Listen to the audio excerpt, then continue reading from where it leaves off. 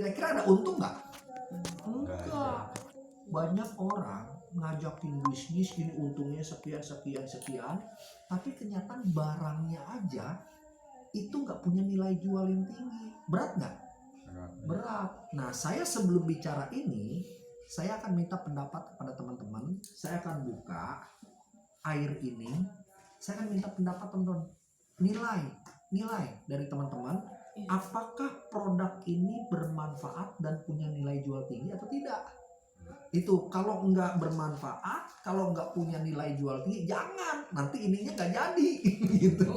Ya, oke, kita akan coba. Saya akan coba jelaskan. Apa ini? Oh, nggak apa-apa. Kalau emang ini mah dulu itu ada 3 macam aja deh. Biar ini begini. Nah, ini saya akan menjelaskan. Yang pertama adalah izin dari BPOM. Karena produk yang harus kita jual itu adalah produk yang sudah harus lolos BPOM, Badan Pengawas. Ya, izinnya di BPOM adalah air minum pH tinggi. Ini tertera. Ya, air minum pH tinggi tertulis. Tapi kalau teman-teman ngecek di sini, merek-merek yang biasa ada di pasaran, tertulisnya air minum dalam kemasan. Izinnya beda. Padahal airnya sama jernih.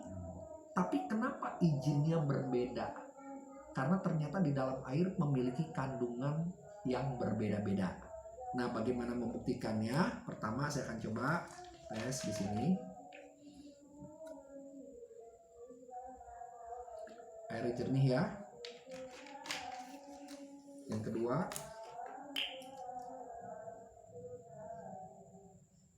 airnya juga jernih. Yang ketiga, airnya jernih. Sama-sama jernih. Ternyata di dalam air ini memiliki kandungan yang berbeda-beda.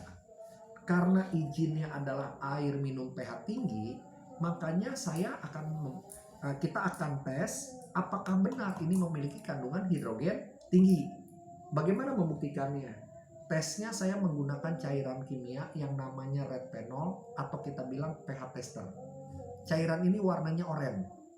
Nanti kita akan teteskan. Nanti air akan berubah warna sesuai dengan kandungan hidrogen yang ada di dalam air ini. Di sini ada tabel warna, tapi ada angka. Ini warna dari coklat ke kuning, hijau, muda, hijau tua, biru muda, biru tua sampai ke ungu. Tapi kalau kita perhatikan angkanya dari sini, ini angkanya rendah. Makin ke sini angkanya makin tinggi. Dan ternyata dikatakan atau kita tes di Google juga banyak cara pengetesan seperti ini. Kalau air ini kita teteskan dengan cairan red phenol ini, kalau nanti dia berubahnya kuning bahkan sampai kecoklatan, ini angkanya rendah. Artinya apa? Air tersebut memiliki kandungan hidrogen rendah. Kalau hidrogennya rendah, dinyatakan memiliki sifat acid atau asam. Bukan rasanya asam, tapi sifatnya asam.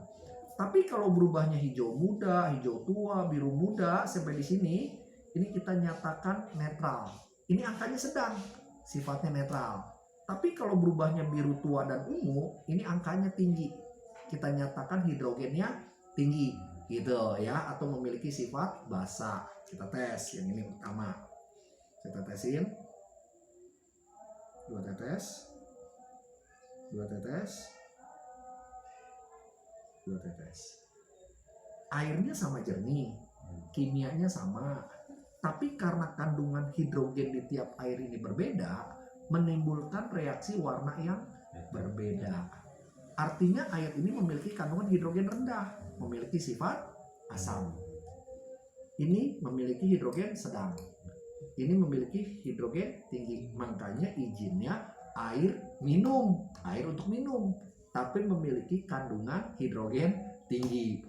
Tapi kalau air seperti ini, air untuk minum, tapi kandungannya nggak dicek, terserah, dalam kemasan kok, gitu. Nah, karena kita udah tahu ini. Nah, pertanyaan kedua, apa manfaatnya untuk tubuh? Itu masalahnya. Kalau ini untuk menghilangkan haus, tapi ini bukan hanya sekedar menghilangkan haus. Apa manfaat hidrogen tinggi dalam tubuh? Ahli kesehatan banyak menyatakan bakteri, virus, kuman, bahkan sel kanker dan sel tumor sangat cepat berkembang di asam, tapi sangat sulit berkembang di basa. Gitu. Harapan kita, tubuh manusia itu kan dominan asam. Makanya penyakit asam lambung itu paling banyak. Asam urat, kolesterol naik. Nah, kenapa? Karena darahnya dominan asam. Harapan kita di saat konsumsi air dengan kandungan hidrogen tinggi ini mampu membantu menetralisir asam di dalam tubuh. Bahkan kalau teman-teman buka di YouTube, Dr. Bernardo menyatakan begini, kalau ada pasien datang kepada saya divonis kanker, tugas saya cuma satu, cek pH darahnya. Kalau pH darahnya 4,5 pasiennya tutup usia, pH darahnya 5 atau 5,5 sel kanker berkembang, saya tidak akan lakukan kemoterapi, radiasi atau operasi. Itu dia terlalu asam di darahnya. Kalau kemoterapi, radiasi dan operasi itu adalah terapi kimia berat dan akan banyak merusak. Tugas saya cuma satu, naikin pH darahnya menjadi alkali, menjadi basa darahnya, yaitu di pH 7,2 sampai 7,4 selama 3 sampai 4 bulan. Rata-rata sel kanker itu hilang. Hanya seperti itu. Dan teori itu ternyata itu diambil dari teori Dr. Otto Henrik Warburg, dokter Jerman yang sudah 2 kali dapat hadiah Nobel. Kita tahu hadiah Nobel itu kan hadiah yang diakui oleh dunia. Nah, di situ ternyata menyatakan cuma satu, naikin pH darah, naikin kandungan hidrogen dalam darah di situ. Nah, bukti tubuh manusia dominan asam, punya sedotan nggak? Oh, ada, boleh. Nah, iya benar. Bukti tubuh manusia asam, ya. Di sini kita asam. Saya akan coba tiup seperti ini.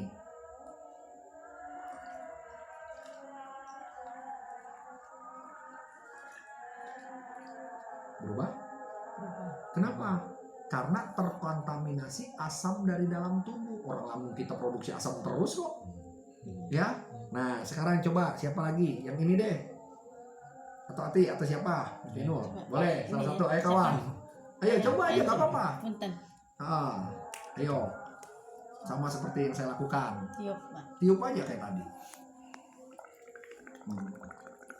Wah, karena ini pH-nya turunnya lebih lama.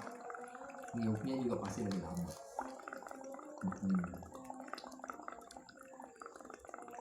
Terus tarik nafas, tiup lagi.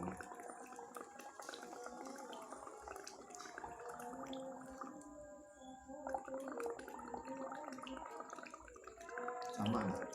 Berubah nggak? Ya lagi, dikit lagi, nggak apa-apa. Betul ya, berubah ya? Berubah. Tadi warnanya apa? Biru. Biru keunguan. Sekarang pertanyaannya kenapa? Karena tubuh kita dominan asam, itu salah satu pembuktian. Oke, ya. Nah, kita pinjam lagi.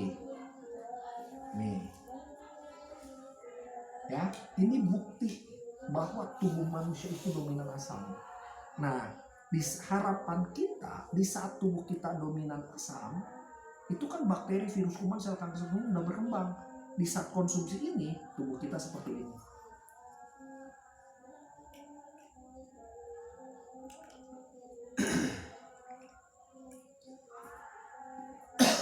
Jauh lebih basah. Makanya kalau kenapa kita di sini saya sering keliling, ada orang kena asam urat, kolesterol, asam lambung, udah kita ajarin terapi pengobatannya. Gitu. Itu yang pertama. Kita tes yang kedua. Coba. Ada ini. Ya, kasih pasukan juga. Kayak ini aja. Nah, tes yang kedua, setuju nggak tubuh manusia 70-80% bentuknya cairan? Setuju ya? Salah satunya darah. Oke, saya akan buat sebuah ilustrasi. Ini ada 3 orang manusia yang cairan dalam tubuhnya masih bagus. Ya, kita lihat. Ini si A, kita penuhin aja. Ini si B,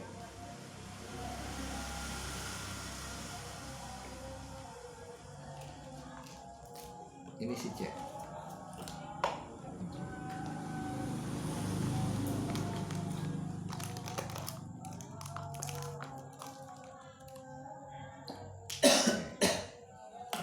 Nah, tadi kan kita udah tahu kandungan air ini. Yang pertama, air ini memiliki sifat asam. Ini netral, ini basah. Sama darah kita juga. Ada yang asam, ada yang netral, ada yang basah. Ya. Tes yang kedua, saya menggunakan betadin. Pertanyaannya, kenapa saya pakai betadin? Betadin di masyarakat dikenal sebagai obat luar. Obat luar artinya nggak boleh diminum. Kenapa ini nggak boleh diminum? Karena ada kandungan zat-zat yang tidak cocok untuk tubuh. Ini kalau kita minum jadi racun nggak? Racun. Sadar gak sadar kita selalu konsumsi racun loh. Yang sengaja kita nikotin. Yang nggak sengaja radikal bebas, pewarna buatan, pengawet makanan. Tiap hari. Ini ada 3 tubuh manusia yang cairan dalam tubuhnya masih bagus. Ilustrasinya masuk kimia. Kalau kita melambangkan ini racun, 1 tetes itu kurang lebih usia racun itu 10 tahun, racunnya masih sedikit. Masih anak-anak dong, umur 10 tahun. Iya. Racunnya masih sedikit. Cairan tubuh kita masih sanggup. Ya. Masih netral nggak? Netral. Tapi usia bertambah, racun nambah nggak? Nambah. Kalau 2 tetes berarti kurang lebih anggap aja usia 20 tahun. 3 tetes usia kita di 30 tahun. 4 tetes usia kita 40 tahun. 5 tetes di saat usia kita 50 tahun, kurang lebih racun numpuk nggak? Numpuk. Apa yang terjadi dengan cairan dalam tubuh kita? Terkontaminasi? Ternyata kalau darah kita asam, ini zat kimia ini atau kimia yang masuk dalam tubuh ini tidak terlarut. Waktu darah kita netral sama tidak terlarut. Tapi waktu darah kita basah, kita lihat.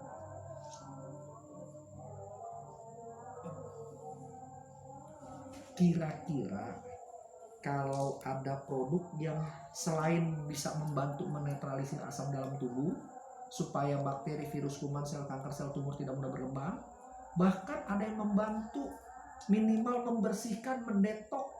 Mungkin nggak semua, tapi ibaratnya di mobil mah dicium apin gitu. Underbill tubuh kita. Kira-kira banyak nggak yang butuh? Banyak banget. Dan apalagi kalau kita perhatikan, tubuh manusia 70-80% itu bentuknya cairan. Obat kapsul sama obat suntik, reaksi cepat mana? Kapsul yang obat tablet sama obat suntik, reaksi ke badan cepat mana? Suntik karena cairan. Ini cairan di saat kita konsumsi kandungannya akan lebih cepat menyerap, makanya reaksi cepat. Zaman sekarang kan orang pengen reaksi cepat. Saya melihat sebuah nilai jual. Secara bisnis di saat ini terjadi, ini sebenarnya ada satu pembuktian karena kita mie instan kosong ya. Itu setuju nggak? Hukum kimia, satu zat ketemu zat yang lain, kalau kita gabungkan menghasilkan senyawa baru. Itu rumus kimia kan? Iya. Ya, biasanya kalau saya suka menggunakan mie instan, di dalam air ini kan ada zat betadin. Di dalam mie instan ada zat tertentu juga, betul nggak? Ada zat mie instan ya kan? Zat betadin ketemu dengan zat mie instan, ternyata waktu saya gabungin di sini, ini berwarna biru kehitaman. Ini pun biru kehitaman. Tapi di sini kenapa tidak? Karena warna biru kehitaman itu terbentuk pertemuan antara zat betadin ketemu dengan zat mie instan. Tapi kenapa di sini tidak berwarna biru kehitaman? Karena waktu zat betadin ketemu dengan kalio, zat betadinnya netral, airnya udah netral. Kita masukin mie instan nggak ketemu.